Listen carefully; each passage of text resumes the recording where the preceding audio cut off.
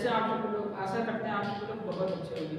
जैसा कि आप सब लोग जानते हैं कि जो मेरा टॉपिक चल रहा था वो आज जैन धर्म का टॉपिक है, हिस्ट्री का है और कॉम्पिटेटिव एग्जाम के लिए बहुत ही महत्वपूर्ण है जैन धर्म।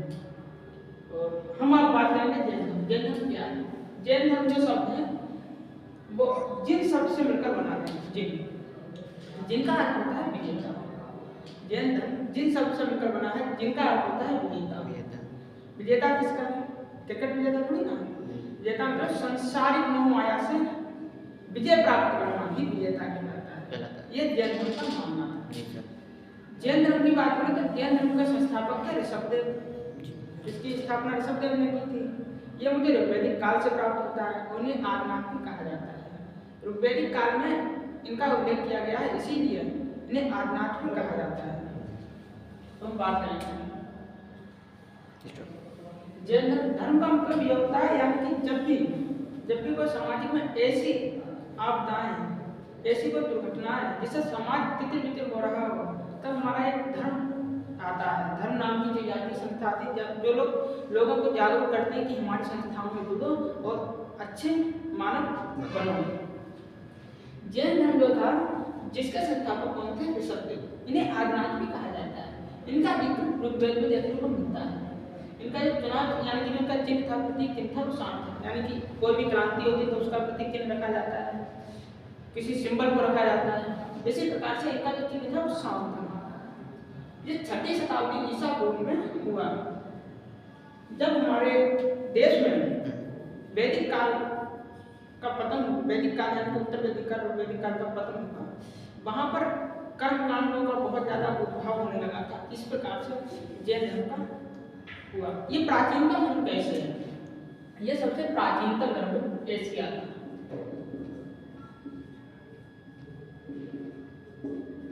प्राचीनतम धर्म है ये ऐसे है क्योंकि ऋग्वेद कब से कब तक चला? 1000 से 1500 तक। वहीं अगर गौतम बुद्ध की बात करें तो उनका जन्म हुआ था 563 ईसा पूर्व में। इससे पहले कोई धर्म भी नहीं बना हुआ था। इसीलिए माना जाता है कि सबसे पहले जो धर्म आया था जैन धर्म आया था, इसीलिए इसे प्राचीनतम धर्म कहते हैं। इसमें कुल अगर इसमें बात करें कुल तीर्थंकर कितने थे? इसमें कुल तीर्थंकर थे 24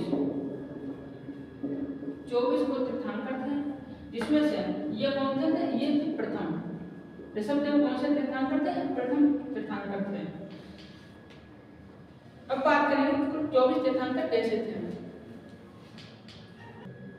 ये सबसे वेरी इंपॉर्टेंट है। जिसमें से प्रथम कौन थे? हमारे ऋषभदेव थे, जिनका अभी हमने जिक्र किया, जिनका प्रतीक चिन्ह था सांप। और 24 कुल तीर्थंकर है, जिसमें से लास्ट ये दो बहुत महत्वपूर्ण रखते हैं परीक्षा की दृष्टि से। इसमें 23वें थे पार्श्वनाथ। इनका जो प्रतीक चिन्ह था वो था सर्प। 24वें थे महावीर स्वामी, इनका था सिंह।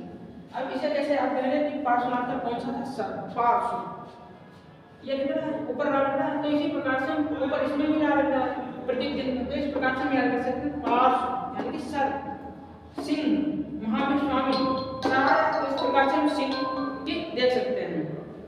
ये हमारे महावीर स्वामी ये प्रतीक चिन्ह है। हम बात करेंगे 23वें पार्श्वनाथ की, बहुत ही इंपॉर्टेंट है।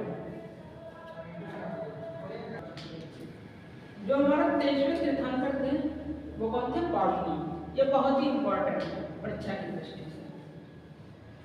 जैसा कि पार्श्वनाथ के पिता का नाम था अश्वसेन और उनकी माता का नाम था वामादेवी।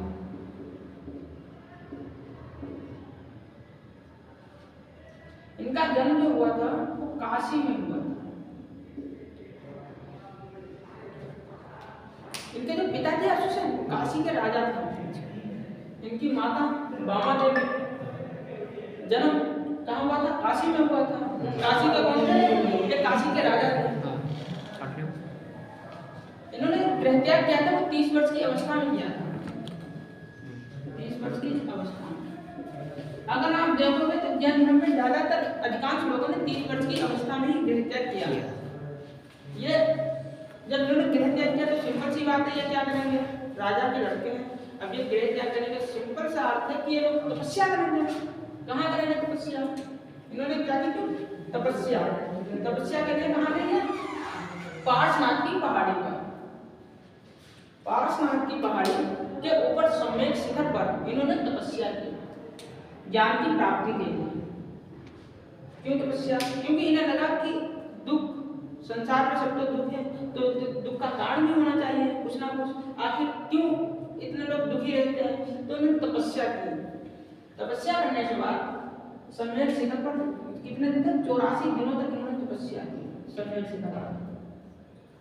जब इन्होंने 84 दिन की तपस्या की तब इन्हें ज्ञान की प्राप्ति हुई। क्या हुई? ज्ञान की प्राप्ति।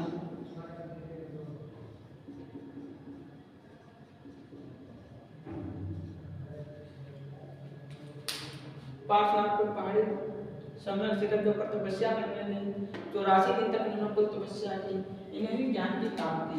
जब ये ज्ञान की प्राप्ति हुई तब ये क्या कहलाया? जिन कहलाया। क्या कहलाया? जिन।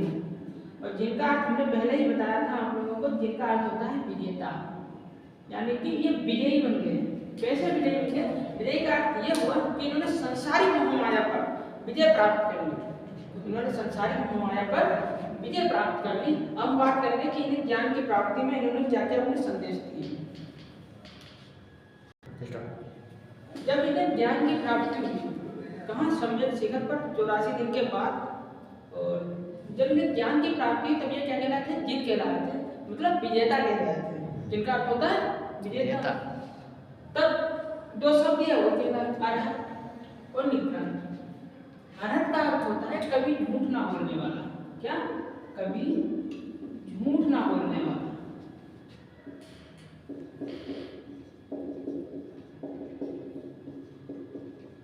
अब ये अरहत कहलाता। उसके बाद इन्हें निग्रंथ भी कहा गया। निग्रंथ का अर्थ होता है बंधन रहित। बंधन रहित। बंधन रहित का अर्थ ये होता है यानी कि संसारी मोह माया से दूर हो जाना, आप किसी के बंधन में नहीं हो। फिर जब इन्हें ज्ञान की प्राप्ति हुई, इन्होंने लोगों को प्रचार प्रसार किया। जब कोई भी व्यक्ति प्रचार प्रसार करता है तो वो अपने नियम बताता है। अपने नियम, इनका अर्थ यह था, इन्होंने 4 महाव्रत दिए। 4 महाव्रत का अर्थ यह था कि अगर आप इन 4 महाव्रत को फॉलो करोगे तो आपको मोक्ष की प्राप्ति होगी, निवारण की प्राप्ति होगी। ये पार्श्वनाथ का मानना था। 4 महाव्रत कौन कौन से? नंबर 1 था सत्य। सत्य का मतलब था कि सदा आप सत्य बोलो, कभी आप झूठ ना बोलो। दूसरा था अहिंसा। अहिंसा का अर्थ यह था कि आप कभी किसी पर हिंसा ना करें, जीवों पर दया करें, यह इनका अर्थ था। और इसके बाद था असत्य।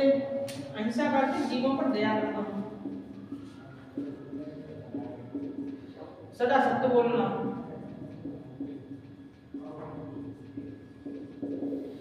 असत्य का अर्थ यह होता है कभी चोरी ना करना।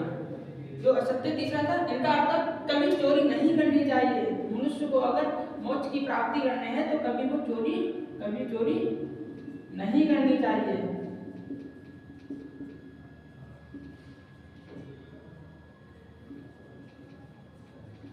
ये असत्य का अर्थ। फिर उन्होंने चौथा जो पॉइंट दिया था अपर ग्रह। अपर ग्रह का अर्थ यह होता है, अपर ग्रह का मतलब होता है कि संपत्ति को ना रखना, धन संपत्ति को ना रखना। इनका अर्थ यह था कि अगर आप धन संपत्ति रखोगे तो आप कभी भी अपने जो आपके अंदर ज्ञान छुपा हुआ है वो आप कभी नहीं भूल पाओगे। इसका अर्थ यह होता है कि आप धन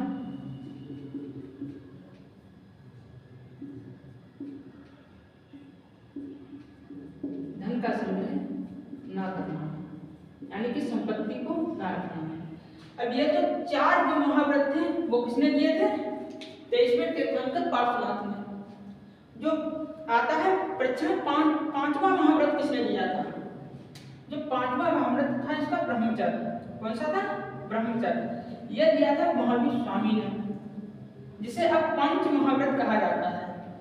इनका अर्थ यह था महावीर स्वामी का कि आपने ये 4 नियम तो फॉलो कर दिए, सदा सत्य बोलना, अहिंसा, हिंसा ना करना, असत्य, चोरी ना करना, अपर ग्रह, धन संपत्ति को ना रखना, तो आपको ब्रह्मचर्य भी होना चाहिए। ब्रह्मचर्य का यह था कि आप कभी भी यानी कि ब्रह्मचर्य होगा तो आप खुद के लिए, लोगों के लिए यानी कि कार्य करोगे और भगवान की सेवा भाव यानी कि लोगों की सेवा भाव करोगे। अब कल जो हमारा टॉपिक रहेगा वो महावीर स्वामी का रहेगा। तो आज के लिए इतना ही। स्वागत है। जैसा कि आप सब लोग जानते हो कि हमारा जो चैनल है ग्लोबल हिस्ट्री 2627, आप इसे अपने दोस्तों के साथ शेयर करें, लाइक करें, कमेंट करें, कैसी लगी आपको वीडियो जरूर बताएं। और हाँ, अगर आपने हमारे वीडियो पर नए हैं तो चैनल को सब्सक्राइब करना ना भूलें। जय हिंद, जय भारत।